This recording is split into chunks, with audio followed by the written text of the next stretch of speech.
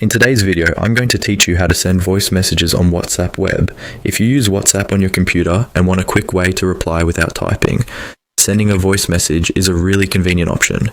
It can save time, especially when you want to explain something more naturally or send a message while multitasking. The good news is that the process on WhatsApp web is very simple and only takes a moment once you know where to look. To get started, open WhatsApp web on your computer and go into the chat where you want to send the voice message.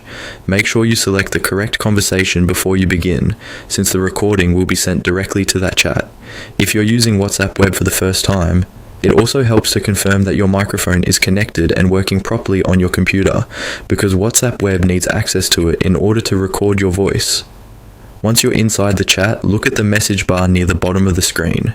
This is the same area where you normally type a message. In that section, you'll see the microphone icon.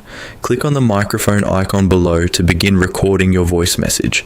Depending on your browser settings, WhatsApp web may ask for permission to use your microphone. If that happens, allow microphone access so the recording can start properly.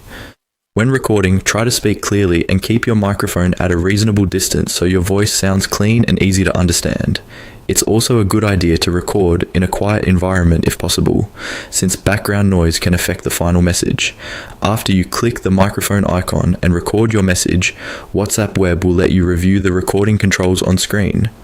Take a quick look before sending, especially if you're recording something important. This can help you avoid sending a message that was cut off or unclear. And that's really all there is to it. To send voice messages on WhatsApp web, simply open a chat and click on the microphone icon below.